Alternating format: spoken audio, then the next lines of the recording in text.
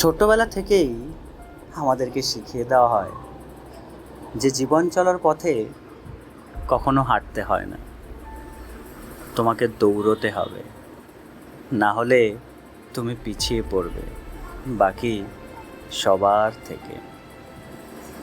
বোধহয় এই জন্যই আমি সবাইকেই দেখি, এমনকি নিজেকেও, যে সবাই শুধু জীবন চলার পথে দৌড়চ্ছে।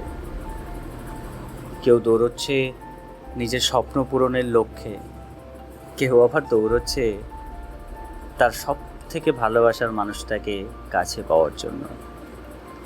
কেউ দৌড়চ্ছে আরও টাকা চাই এই নেশাটার জন্য।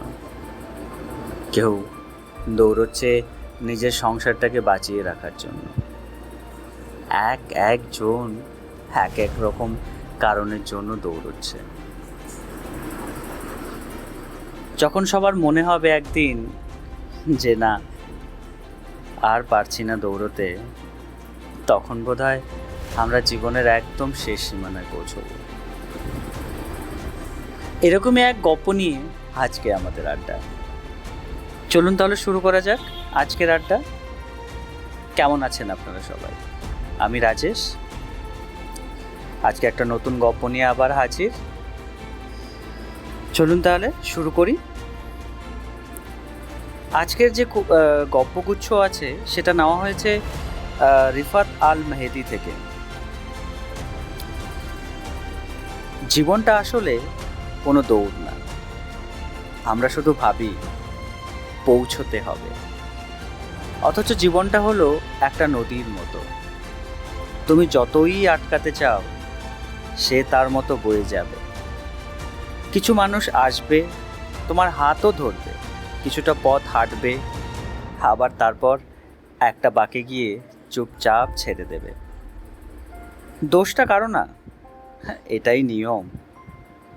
আমরা কষ্ট পাই কারণ আমরা ধরে রাখতে চাই। যে চাকরিটা চলে গেছে, যে বন্ধুটা বদলে গেছে, আর যে ভালোবাসাটা ফুরিয়ে গেছে, আমরা ভাবি কেন কেন আমার সাথেই কেন?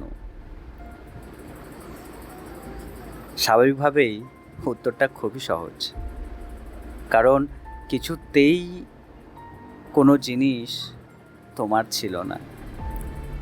সবই তোমার কাছে কিছু সময়ের জন্য এসেছিল। শান্তি তখনই আসে যখন তুমি বুঝবে হারানো মানে শেষ না, হারানো মানে জায়গা খালি হওয়া নতুন কিছুর জন্য। তাই আজ যদি মন খারাপ থাকে, থাকুক না। আজ যদি কেউ না থাকে, না থাকুক। তুমি শুধু বসে দেখো কিভাবে সকাল হয়, কিভাবে চা ঠান্ডা হয়, কিভাবে একটা খারাপ দিনও শেষ পর্যন্ত রাত হয়ে যায়। জীবন তোমাকে কিছু দেবে, কিছু নেবে, কিন্তু তোমাকে কখনো খালি হাতে রাখবে না। কিন্তু তোমাকে কখনো খালি হাতে রাখবে না। তুমি শুধু তাড়াহুড়ো করো না। যা আসার তা আসবেই, যা যাওয়ার তাকে যেতে দাও। মাঝখানের এই সময়টায় তুমি নিজের সাথে একটু ভালো করে বাঁচো, নিজের জীবনটাকে উপভোগ করো, নিজের সঙ্গে একটু সময় কাটাও। ধন্যবাদ। কেমন লাগলো আপনাদের অবশ্যই কমেন্ট করে জানাবেন। ভালো থাকবেন, সুস্থ থাকবেন।